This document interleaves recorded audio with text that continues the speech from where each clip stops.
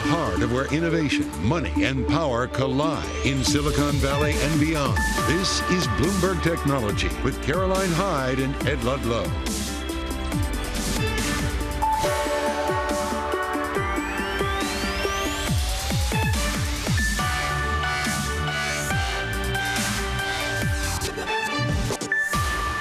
I'm Caroline Hyde at Bloomberg's World Headquarters in New York. And I'm Ed Ludlow in San Francisco. This is Bloomberg Technology. Coming up, full coverage of the banking fallout. That is Treasury Secretary Yellen appears before the Senate to answer tough questions on the collapse of SVB and Signature Bank. Plus, the UK taking action against TikTok with a ban on government phones, as Bloomberg reports the US is demanding ByteDance sell the social media company or risk an outright ban. And an exclusive conversation with the CEO of Microsoft. From AI to the economy and beyond, we'll bring you our conversation with Satya Nadella. All that and so much more coming up. But first, let's check in on these markets, because once again, volatility in the bond market reprieve as we hear reports from the Wall Street Journal and other outlets that indeed maybe we'll see big banks, systemically important banks in the US, come in and underpin support, perhaps First Republic. NASDAQ actually really managing to get the benefit from risk sentiment improving, up almost 2%. The VIX actually managing to pull down the volatility index, the fear index, is dropping. We're at 23.80. We had been higher in earlier days trading. The two-year yield, what moves once again? A quarter of a percentage point wiped off of your borrowing costs on a 2 years. We see the ECB hike rates, as many had perhaps not anticipated that 50 basis point move. I look at what's happening in crypto. Astonishing, the rally that we've seen over the last 4 days, Ed. Really, the movement into this particular asset, despite the volatility in the US dollar, we're up 16% on Bitcoin. It's higher on the day as well, Ed. But dig into some of the micro moves. Yeah, look, there's still news flow driving movers. You look at Microsoft, we're up 3% on news that they're integrating AI into the Office suite. Baidu now markedly higher, had been lower in early US trading. Overnight in Hong Kong absolutely sank after its debut of its ChatGPT rival. Really underwhelmed. It was a pre-recorded presentation. Social media stocks also pushing higher on that Bloomberg report that the US is telling ByteDance, sell your stake in TikTok or risk an outright ban in the US. The banking sector is still really dynamic. We look at First Republic, a number of halts in the session. We're trading down 21%, on track for a record low. As Bloomberg reports, the bank is weighing up its options, including a sale, Caroline. Yeah, we keep a close eye on the banking repercussions. And, of course, questions around the stability of regional banks like First Republic and more broadly about the fallout of SVB and Signature Bank. Treasury Secretary Janet Yellen, of course, still there on Capitol Hill, taking questions from Mr. Tillers at the moment. And we have been hearing really tough focus on the banking fallout. Let's go to the perfect person. Bloomberg's Kayleigh Lyons is standing by. And ultimately, Yellen, has she been blaming regulation? What's been at stake here?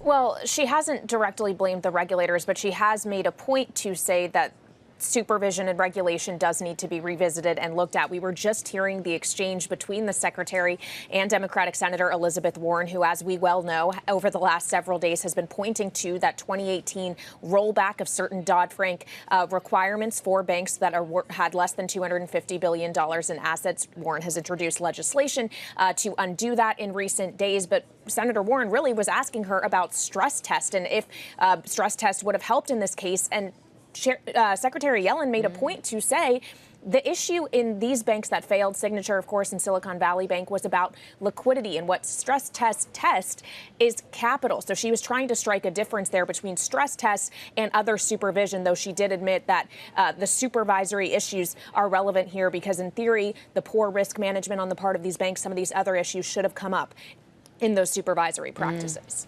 Right, we got the headline from Yellen saying that we need to re-examine the rules. And this is consistent with Biden, right, Kayleigh, saying tougher bank regulation needs to come from Congress. Where do we go from here in this? What is it that the administration is going to push for? Well, the administration is pushing for a strengthening of these rules, and many in the Democratic Party are as well. The issue here, Ed, is that we have a divided Congress. Republicans are in control of the House, and we know from what we've heard in recent days that Republicans are not in favor of strengthening regulation. We got a lot of pushback around that kind of continued and is continuing in the hearings today. You're also hearing a lot of questions on the part of Republicans, including the Republican Senator James Langford of Oklahoma, about the precedent that may have been set by the action that the Treasury and the FDIC FDIC and the Fed jointly took over last weekend. Langford was asking about small community banks in Oklahoma and if they were going to get the same treatment as an SVB or Signature Bank in that all uninsured depositors were made whole. And Secretary Yellen said this is a special case. It is only when the FDIC, myself, the president, the Fed, all in conjunction say that it poses a systemic risk. Then Langford asked her, well, then how are you going to stop deposits from leaving small community banks and going to the big guys? She really struggled with that answer. She said it wasn't the intention. What about actual banks being bought by the big guys, being supported by the big guys? Kayleigh, the reporting on First Republic Bank, for example. Yeah, that the big banks in the country, the ones deemed as too big to fail, are trying to get together for some kind of rescue mission for First Republic, as after Bloomberg reported yesterday that the bank was looking at its options, including a sale. Obviously, that has caused a lot of volatility in the stock today. But I would point out that Secretary Yellen did receive a question earlier in this hearing about the FDIC and the role of politics around potential M&A. He was questioning the bids that the FDIC had received that were not accepted, that merger process not going forward last weekend, and if she believed that it was due to the political conversation and tensions around the desire for banks to merge and get bigger. And that was another really interesting moment in this testimony. It'll be interesting to see what this fully takes shape as, because, of course, we don't have all of those details firmed up yet, Caroline. All right, Bloomberg's Kayleigh Lyons, thank you so much reporting out of D.C. Let's stick with the banking crisis and bring in former FDIC Chief Innovation Officer Sultan Meji. Sultan, you heard what Kayleigh had to say there. You've been in that organization focused on tech. What is FDIC actually doing right now behind the scenes, to the best of your knowledge? Yeah, I mean, there are really two big things going on right now. One is the deployment of the Deposit Insurance Fund, which doesn't happen very often, about once every decade or so. And so they're working through that process in conjunction with the Fed. And then the second thing they're doing is running the acquisition process for Silicon Valley Bank and Signature Bank. So, they've got data rooms open. It looks like a traditional investment banking M&A process. And then the third thing that's probably got a lot of people losing sleep is they're running around looking at all the other banks in their portfolio, trying to make sure that there aren't other hidden problems out there that they didn't catch in the examinations over the last few years, like they did with Silicon Valley Bank and Signature Bank.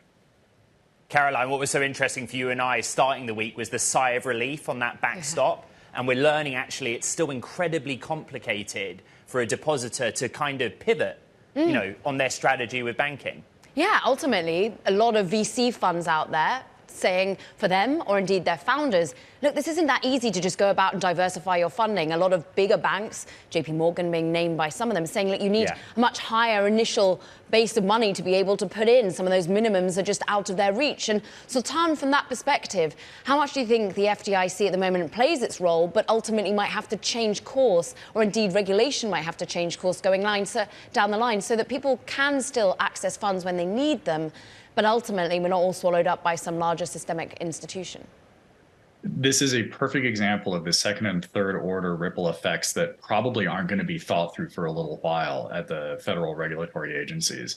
Silicon Valley Bank in particular had such an outsized impact in terms of where it was holding deposits across the startup ecosystem, especially the venture capital ecosystem, that redistributing that across 5, 10, 15 banks, even if it is amongst the too big to fail banks, becomes an entire restructuring of that ecosystem. And it's going to take months, if not a few years, for that to really shake out. Sultan, you wrote an op-ed, and it's actually been raised again in your LinkedIn, for example. You wrote it for Bloomberg, in fact, back in 2022. When you left the FDIC, you left it as Chief Innovation Officer, saying that ultimately that the FDIC is a technophobe. You said the federal bureaucracy is both hesitant and hostile to technological change. How much at the moment are we seeing a changing of the role and way in which banking is executed being a problem for regulators and institutions? Well, over the last 2 decades, we've seen a tremendous change in banking. Everything is digital now. Everything is based on technology. The movement of money is a real-time digital function, whether it's on your smartphone or at the central bank level. And we are decades behind in terms of using automated technologies to analyze these kinds of issues, whether it's a liquidity crisis or a depository crisis, or just even watching the flow of funds. We've seen issues where some of the FHLBs have actually run out of money to ship. And so, we're at a point where the entire regulatory infrastructure really needs to be upgraded to the 21st century. And that was one of the things that really concerned me when I was inside, and certainly part of the motivation of writing that op-ed. Sultan, we've got some breaking news that indeed the US is pushing First Republic to be rescued with banks after the stock slump. So we still see First Republic stock down some 20% on the day. We're seeing a slight recovery as Bloomberg is reporting that the United States, their officials are pushing First Republic for a rescue with banks after the stock slump. And fascinating the speed with which this continues to envelop regional lenders. Yeah, and Bloomberg reporting it's all the banks you'd expect, right? JP Morgan, Citi, Bank of America, Morgan Stanley are all part of those discussions, according to sources. Sultan, Caroline and I were so excited to have you because you've sat at both sides of the table now, the FDIC, and you are in the world of technology, foundership, backing yourself. Yeah. How does this play out in the real world economy for startups? All of these headlines that cross. If you're sitting there trying to run a business, how worried should you be? Well, I'm going to break this answer up into two pieces. One is if I'm the operational manager of a startup, I should have my capital distributed amongst a number of institutions. Large money center banks are great from a bit too big to fail and safety and soundness perspective. But in terms of products and services, maybe they're regional or smaller banks that make more sense. And so you have to be a reasonable manager there. From a, figuring out what to do with my business, that's an entirely different conversation. We're seeing a real cultural fight going on right now between digitally native people who want digital technology in their banking and financial system, whether it's, fintechs or crypto or any of these other, more modern ways of using technology, and a regulatory environment that's fundamentally still analog. And this conflict is pushing and pulling, and I think we're going to see a lot of impacts. There are a lot of companies that I'm looking at, whether as potential or current investments, that are kind of wondering if they should even be operating in the United States because of some of these conflicts. And maybe it's better to leave the States for a few years and then come back. So what this has done is institute a lot of, I think, ambiguity about where you should be as an operational manager. And certainly a lot of us are looking at this, for the first time, really saying, we've got to, be very thoughtful, understand the regulatory environment, the political environment, the capital environments, and also where the customers are. And there's a lot of, I think, 2023 doesn't look a lot like 2019. I'll say that. I mean, Caroline, we shouldn't make light of any of this, but we're going from sort of one crisis to the next. Crypto and what happened with Silvergate, for example. Yeah. There's a chain effect happening here. Silvergate, Signature. And I want to get your perspective on this, Sultan, actually, because there seems to be a growing anxiety among crypto founders in particular that they're in some way being blocked out of the more mainstream financial ecosystem, unable to find lenders to provide for them. And this is actually a concerted effort. Do you believe that? I do. I'll break up this answer a little bit. So first off, Silicon Valley Bank in particular held a tremendous percentage of venture debt. In a lot of ways, they really created that market. It's north of 40% of that market, and that's just gone, right? And that's usually, kind of a post-A round kind of, funding structure. It is absolutely clear that in the last year, there has been a nudge, and it's moving from a nudge into something much stronger than that by certain parts of the regulatory community to get the crypto ecosystem out of the United States banking system. And we see it from examiners telling banks not to bank certain people to now something a little stronger. There's a bit of a rumor going around about, telling whoever buys Signature that they can't bank crypto if they do that. And so, there's until Congress actually creates a legal structure for this, I feel like we're going to be in a situation where it's just easier for crypto not to operate inside of the American banking system. Fascinating perspective across the board. Former FDIC Chief Innovation Officer Sultan Meghji, we thank you. Let's just go back to some of this breaking news that's come thick and fast, Ed. And overall, the US is pushing First Republic for a rescue with banks after the stock slump. Ultimately, some of the too big to fail systemically important lenders going to potentially ride to the rescue for yet another regional and tech lender. Right, and it was only Sunday night, 6 p.m. Eastern, that we got the backstop announced, right? And everyone thought First Republic would be not safe, but yet here we are talking about all of the big banks in discussion to save it. We paired some of the losses on the stock, but we're still headed towards a near record low close, right? And this is all surrounding regulation. And there's another company in the firing line when it comes to regulation. Let's break it all down. As we head to break, we just want to be showing a little of what's happening in the shares of Snap. Now, look, the parent company of Snapchat is actually getting a boost today. Why? Maybe the competitive landscape's looking a little more friendly. US threatening to ban TikTok. And as the UK, of course, is also taking action against the app. We'll bring you the details on that next. Plus, later in the show, we'll bring you our exclusive interview with Microsoft CEO Satya Nadella. Well, that's so much more coming up. This is Bloomberg. Today's generation of AI is all autopilot. In fact, it's a black box that we just sort of use that is dictating, in fact, how our attention is focused. Whereas going forward, the thing that's most exciting about this generation of AI is perhaps we move from autopilot to co-pilot.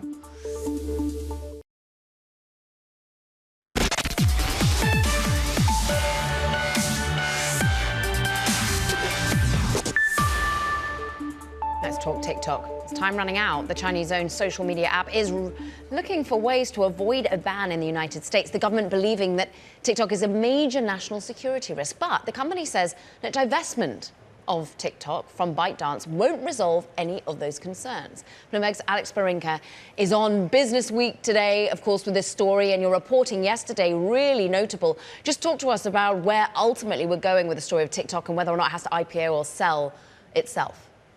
Yeah, it seems like if there's ever a time that the circumstances have been really dire for this latest evolution of what happens to TikTok in the U.S., it is kind of at its highest peak. We reported on Tuesday the company's leadership's been discussing potential separation as a last resort. Yesterday, the news came out that Biden's administration, through the Treasury Department, has actually told the company that ByteDance needs to sell shares in the company or face a ban. All of that's according to people familiar with the matter. And it is this kind of culmination of a months-long kind of effort by this company to convince the U.S. government that the $1.5 billion they're spending on security practices are enough to allay concerns about national security risks. Ultimately, TikTok's proposal to house US user data on Oracle servers here in the United States, Alex, appears to not be convincing enough.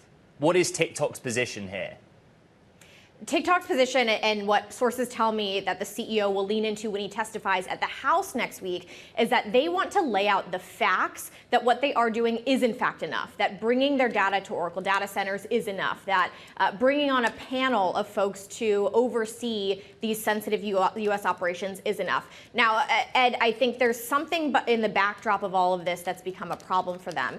Anti-China sentiment, fear of what China could do, fear of how they could use this app that is so enchanting to users. That existential fear has kind of placed a cloud over all of this. I'll encourage you to read our story in Business Week. It gets into a lot of the background of how they got here. But absolutely, it's not just about facts, even though facts are what TikTok CEO loves to talk about. It is this existential threat of this geopolitical adversary that is really driving a lot of the concerns around TikTok at this point. And of course, in many ways, this is going to be a last resort because you do not want to be IPOing or selling off a key asset at these sorts of valuations amid this market volatility. Alex, just remind us of what sort of valuation we could see, because BI, Bloomberg Intelligence, is running the math. Yeah, they've put a $40 to $50 billion valuation on this one asset, which would make it a pretty sizable tech company, bigger than Snap, which is up on the news that TikTok might get banned here. So big company, kind of a gem in ByteDance's portfolio. And certainly it seems that ByteDance would not want to let go of this asset. But if the government says, hey, it's either, divest this or you're banned here, or sources are telling us that that is something that they will have to obviously absolutely consider. Alex, we're showing the share performance of other social names on the screen, right? Social media stocks a lot higher, in part because the logic is they might gain some eyeballs if TikTok is banned in the US. Remind our audience of how big TikTok is here in the United States.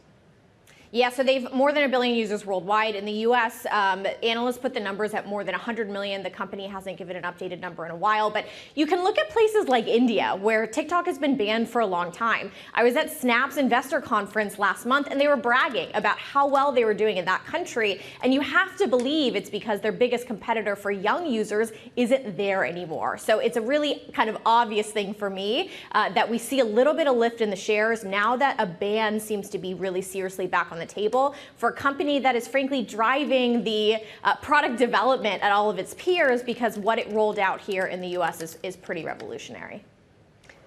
Alex Brinker, we thank you so much for running us through what is some great reporting. We do go and urge you, Ed, of course, to go and read the Business Week story. Right. Yeah, we've got to pivot. Coming up, we're going to bring you an exclusive conversation with the Microsoft CEO, Satya Nadella.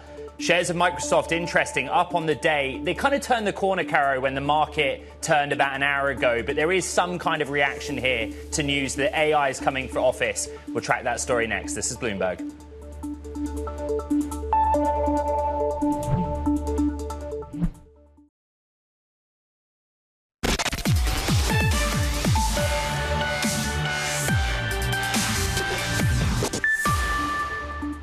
Microsoft is infusing OpenAI's technology into its Office apps, now including OpenAI's new GPT-4 platform. The new software suite will debut in the coming months, and Microsoft is already testing it with 20 companies. CEO Satya Nadella spoke exclusively with Emily Chang about how fast all of these changes are happening. Sometimes it feels it's all happening fast.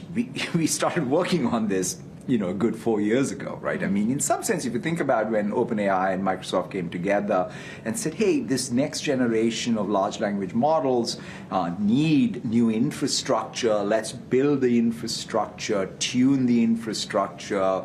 Let's understand even what AI safety and alignment looks like for these. What are the use cases? And this has been 4 years plus in making. So once we started seeing the scaling effects, the promise of the emergent capabilities even that started showing up in these large language models, that's why last year's, in fact, perhaps for me, the application of these large language models inside of GitHub Copilot was it's the biggest LLM product out there today. Yeah. And so that gave us confidence that, hey, we now can apply it in more context. So yes, it feels that we launched a lot of things just in a hurry this year, but it's been 4 years in the making, and obviously it's a great partnership with OpenAI. Microsoft CEO Satya Nadella exclusively there. Sticking actually with artificial intelligence, the industry pioneer Kai-Fu Lee says that China may actually be able to match the United States in artificial intelligence thanks to expertise of companies from Alibaba to Baidu. Have a listen. I've tried a few of these so-called Chinese ChatGPTs. I would say they're not as good as ChatGPT. Certainly, you cannot compare their Chinese quality with the ChatGPT English quality, simply because the English ChatGPT was trained on so much more high-quality English data. To fix the Chinese GPT, these companies will also need to get an equal or hopefully larger amount of Chinese data. So that will take maybe a year for that to happen. Perfect timing from Kai-Fu Lee, Ed, when we actually get Baidu unveiling ErnieBot, and look at the market capitalization hit it took. Yeah, and so Hong Kong shares down almost 7.5% in reaction to the disappointment. But this is a long-term discussion that we're having around artificial intelligence. In the US, we have turned a corner and pushed higher when it comes to those AI-related stocks, including Baidu. We'll track those throughout the hour. This is Bloomberg.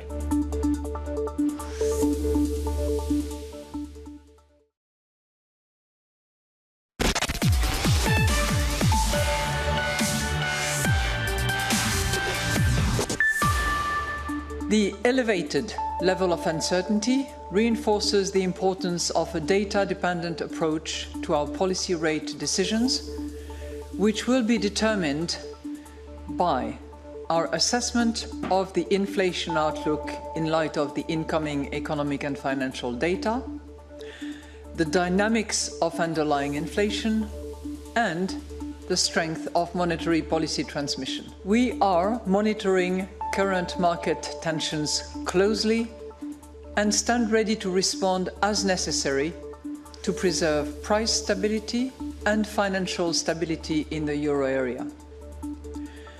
The euro area banking sector is resilient with strong capital and liquidity positions. In any case, our policy toolkit is fully equipped to provide liquidity support to the euro area financial system if needed, and to preserve the smooth transmission of monetary policy. That was ECB President Christine Lagarde there. It's 4:30 p.m. in London. This is the picture in European markets. We got the half-point hike we expected from the ECB, but not a lot of guidance on what happens next. Stocks actually sort of muted volatility. The Stocks Europe 600 up 1.3%. You look at Credit Suisse, not within that index, but up 20% as the SNB, the Swiss National Bank, steps in to provide liquidity support. Eurodollar stabilising at 106. We've seen some interesting moves on Eurodollar in recent days. And at the short end, in shorter duration bonds, German 2-year up about 16 basis points, not the same kind of fluctuations that we've seen here in the United States at the shorter end of the curve. But we're trying to pass over what was not a big reaction in financial markets in the moment to the ECB, because we have a lot of questions about what happens next, Caroline. Yeah, we certainly do. And let's stick with what happens next, particularly when it comes to Credit Suisse, as you're pointing out, the troubles there. Analysts now, Ed, actually seeing most likely to prompt a takeover of that particular Swiss lender. UBS, a strong suitor, but that's all according to JP Morgan, with the analysts there saying that while the bank's capital position isn't an issue, the situation is about ongoing market confidence issues, particularly with its investment banking strategy and the ongoing franchise erosion. Now, the status quo, they say, is no longer an option. Let's bring in Sonali Basak, who, of course, has been the latest on all things in the bank landscape. We want to dig in on First Republic too. But Aggie Cantrell, I'm pleased to say, is joining us from Berlin on the impact of funding of risk sentiment across the European tech ecosystem as well. And Sonali, let's start with you on Credit Suisse, on the worries around First Republic too. Ultimately, are we going to see more consolidation here? That's an interesting way to ask the question, because there are hard things about bank mergers. If you have a bank that is going through some stress, putting it inside another bank could stress that bank too. And remember, there's a lot of ways consolidation happens beyond mergers and acquisition. The bigger thing that people are really talking about in the market here is this idea that people are pulling their wrists from certain banks, people are moving around money, they're diversifying their funding bases, all things to kind of see, how to protect their clients at the very end of the day. Listen, when I talk to my sources, this is difficult. I mean, there are many, you think about Silicon Valley Bank, there are many that are standing behind Credit Suisse for one big reason. One is that they have been a large counterparty, and there is a problem and a risk to counterparties consolidating. And remember, this has been a process that has been happening for many months as Credit Suisse has been under strain. Yeah. There are plenty of types of debt instruments that don't settle overnight, for example. So the concerns that are beyond just today, where you're seeing the stock rise and the risks that lie for the next couple of weeks, are still in the minds of investors. And you see that in the way the stock is trading. The stock had gotten a lift, but really the bonds had not gotten the same kind of love behind it. So there's a lot of questions around not today, but what happens next. Let's bring in Bloomberg Technology's Aggie Cantrell out in Berlin. Aggie, Caroline have been talking about the real terms impact of tighter financial conditions, startups here in America and their ability to raise funds. What's the conversation in that respect in Europe? The real concern in Europe is basically around the idea that a lot of the funds that are going to be drying up. This has been clear for almost a year now. When you're looking at the interest rate hike that we saw at the ECB today, that is a key concern for these companies, because a lot of the companies, especially in the European ecosystem, have been born out of a dovish monetary policy out of the ECB for a long time. That is where these companies were founded, and now, especially during the pandemic, they saw dovish economic policy trickle into these companies. And for the last year, venture capitalists in Europe have been signaling that this is going to be a concern going forward, especially for some of those big companies with massive valuations that we saw in the pandemic, and where they can go from there when it comes to raising more capital. And a lot of these companies are, of course, laying off staff, just as companies in Silicon Valley are, but also when it comes to raising capital, they're worried, especially when they're the late-stage companies, that it can also come with a significant valuation cut. Aggie, can you just remind us of the players here, and also not just the startups that we keep an eye on, but also the banks? Because when you think about the proliferation of regional lenders here in the US, I immediately think of Germany and Landesbank and the fact that there are an awful lot of small lenders there too. Yes, there are indeed. There are a lot of companies that have also been looking at these startups as something that was potentially a growth engine for the European economy for a long time.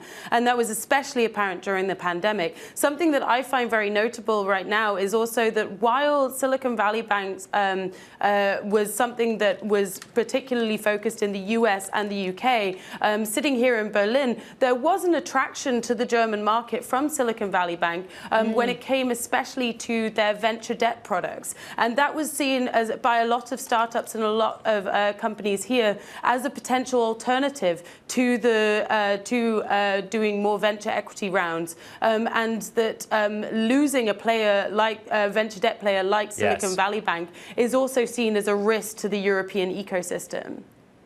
What all this has in common is deposit outflow risk, which is still there, right, Sonali? I'm looking at shares of First Republic, all way off session lows, pairing declines down 12%. Bring us those latest headlines, Sonali, that have come across the Bloomberg terminal just in the last 30 minutes or so. Yeah, Bloomberg's team, Catherine Doherty, Hannah Levitt, Saleha Mohsen from the Treasury Department reporting. Listen, the U.S. is pushing the idea of a First Republic rescue with big banks. And a lot of big banks are kind of as part of these discussions. J.P. Morgan, Citigroup, Bank of America, Wells Fargo, Morgan Stanley, PNC are all part of these discussions, according to people familiar with the matter. And these details are still being worked out. So this is very much a live situation, Ed. If you ask yourself why we're at this point in particular, there are a lot of questions about whether an acquisition would be allowed by regulators or even wanted by all the big banks. While they've loved First Republic as an enterprise here, remember, First Republic was one of the banks to really push into California and really able to get a lot of the California elite, if you will, as its clients, a lot of great loans extended to those clients. So significant loan book here. Their wealth manager was really the sweetheart. But things like J.P. Morgan, there's a deposit cap. And unless you're going to make the next J.P. Morgan Chase, is a crisis era deal like this kind of worth it for First Republic? Or do they go by way of what is now being very seriously discussed, is this rescue with the biggest banks in the country? Yeah, deal not done, but a deal we're tracking nonetheless. Bloomberg, Sonali Basak and Aggie Cantrew out in Germany. Thanks to you both. Now, coming up, Greycroft partner Cameron Ansari joins us for more on the banking crisis impact, particularly on tech investing in venture. That's next, Caro. And Ed, we therefore got to think about the funding that's being drawn out of publicly traded companies as well. Just check out the shares of Virgin Orbit, absolutely being slammed today. Why? Well, it said it would halt operations while attempting to secure yet more funding. Looking at the move, a third of its value currently being eroded on the day. From New York, from San Francisco, this is Bloomberg.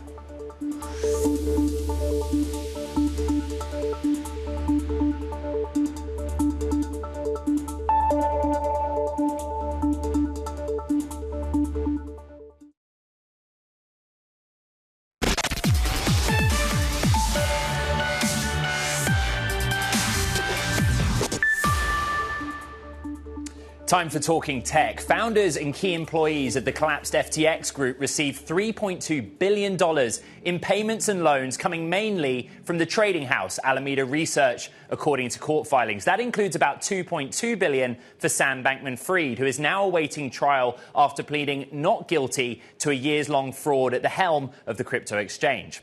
Moving on to the chip sector, with TSMC founder Morris Chang saying globalization is dead for the chip industry. The 91-year-old expressed support for the US efforts to limit China's tech advancement through export curbs and company sanctions, but it's going to bifurcate the sector. Chang also said China is at least 5 to 6 years behind Taiwan in chip-making technology. And finally, Pakistan's education startup Maqsad raised the nation's largest funding round by an edtech provider in spite of a global venture financing slump. The company raised $2.8 million in an oversubscribed seed round led by Speed Invest, one of Europe's largest seed investors, and Indus Valley Capital. Education spending in Pakistan is forecast to hit $37 billion by 2032. Karen. Ed, some checks still getting written, funding still getting done, albeit out over in Asia at the moment. Now, what's VC appetite closer to home, particularly in the US and Europe, as deals amid, well, we concern around the bank fallout continue?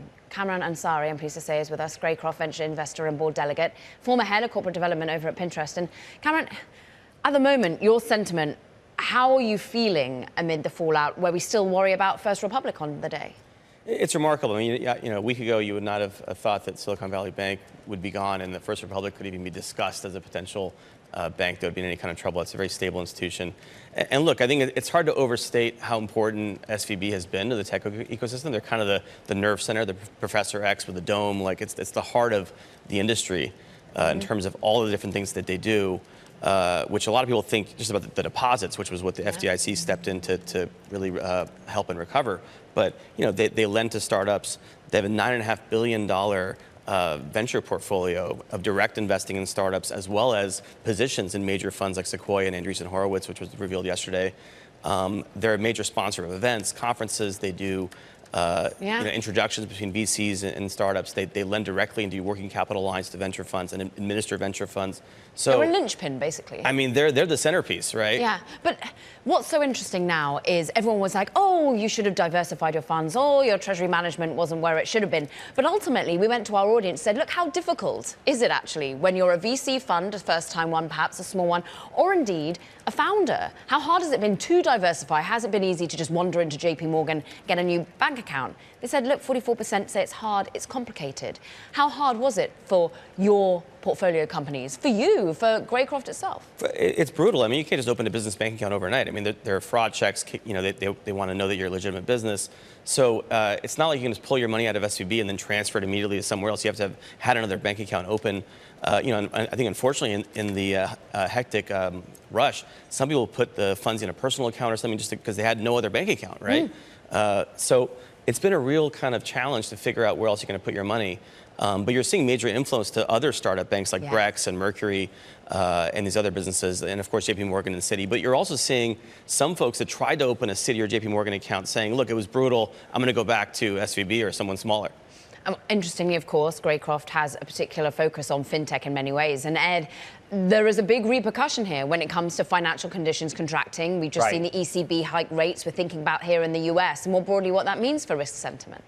Yeah, I mean, Cameron, what we're discussing on the show in the last 24 hours is a de facto tightening. How difficult is it for your founders to now go out and ask for money? How difficult is it for you to convince others to write checks?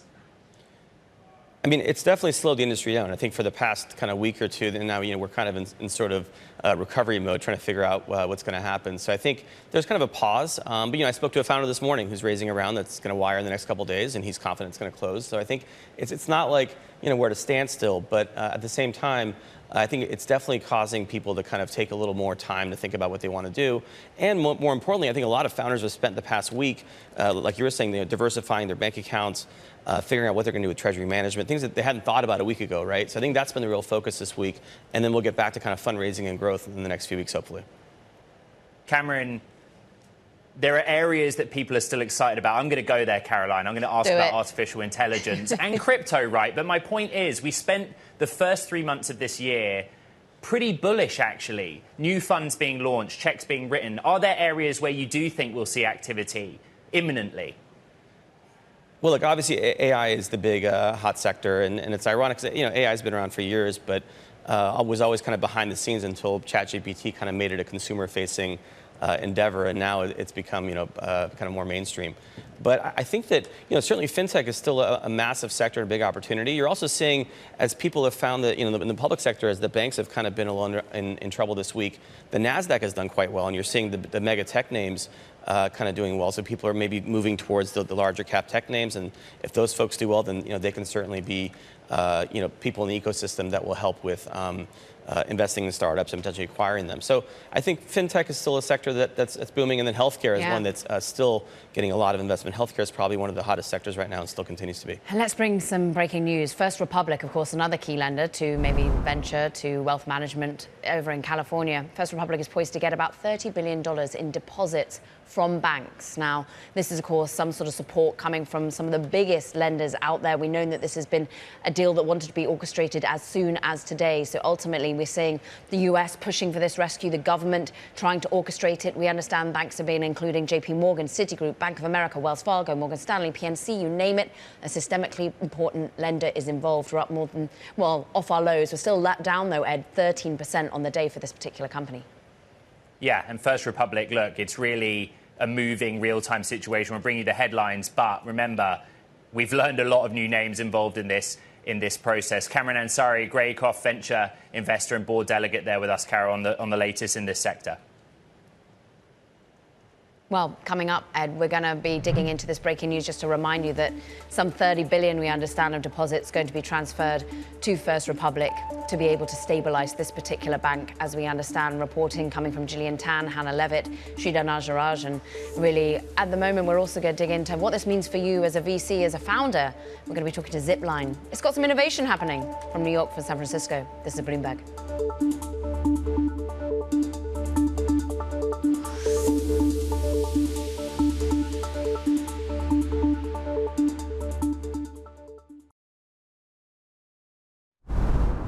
First Republic, we understand, is poised to get $30 billion in deposits in a rescue, this being orchestrated by the US government, according to Bloomberg reporting.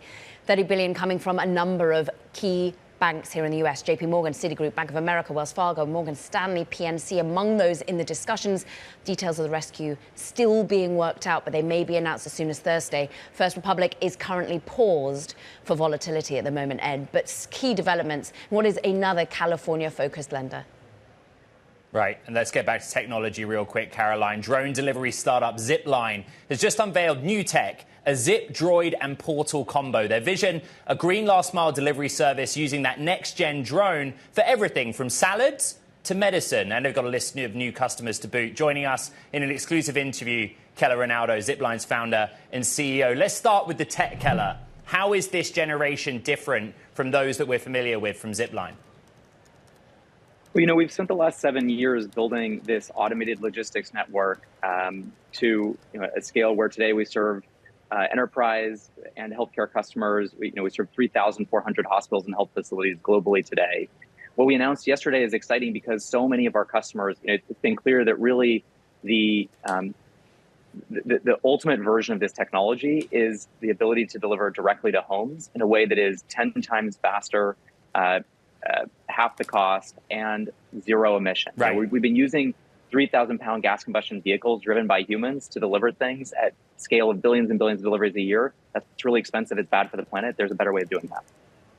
You have new commercial agreements for where this technology will be deployed. Who is going to be using it and where geographically? Yesterday, we announced partnerships with the government of Rwanda, which has been one of our first customers, University of Michigan Medicine, and then also Sweet Green. And over the coming months, we'll announce more and more partners for this sort of next generation technology platform across the U.S. Keller, we're in the midst of a lot of breaking news. Now First Republic Bank, Silicon Valley Bank. You're one of the most closely followed private startups out there. Can you just talk me through your exposure and how the last few days has been for you? I think, we're certainly living in chaotic times. The good news is that, we bank with a diverse portfolio of banks, and Zipline's pretty darn well capitalized today. We're capitalized to fully scale this infrastructure across all the countries where we operate. Hey, Keller, I know you're waiting on some pretty significant FAA approval. Just really quick, when are we going to see you guys break that next milestone, particularly here in the United States? The good news is actually that the FAA has now enabled Zipline to turn on our detect and avoid system in the U.S. This is really the key technology that's required to fly beyond visual line of sight at scale. And so the good news is, although the FAA is being a little bit of a fast follower here to some of the other countries that already have this technology operating at national scale, the FAA is actually doing all the right things to make this service a reality for everybody who lives in the U.S. All right, Zipline CEO Keller Ronaldo, thank you so much. A company, Caroline, that's actually out there in the world deploying its technology, but also coping with the chaos that we keep talking about, right? Tighter financial conditions, Caroline, and also what's happening with many of the banks that support this type of company. First Republic being one of them, a California-based lender, paused again for volatility as the shares swoop higher, still on the downside, but only lower by about 3%, having been off by more than 20% in earlier days trading. We understand, of course, Ed, that $30 billion in deposits could be coming that bank's direction from some of the biggest lenders in the United States. Right. Over the weekend, we were reporting First Republic in the immediate was a beneficiary of deposit flows. Now we're concerned that this bank needs bailing out. We have to ask questions about how broadly this is going to go, particularly because so many pivoted to newer banks, startup banks. Yeah, ultimately, we're going to be talking to the CEO of Mercury tomorrow, one of the companies that's perhaps benefited from the deposit rush for the exits from SVB, from the First Republics potentially, and ultimately finding new homes like Brex, like Mercury, like Capital. I want to just reassess some of the breaking news that First Republic is poised to get $30 billion in deposits in a rescue from the likes of JP Morgan, Citi, Bank of America, all of this being orchestrated by the US government, according to people familiar. That does it with this edition of Bloomberg Technology. From New York and San Francisco, this is Bloomberg.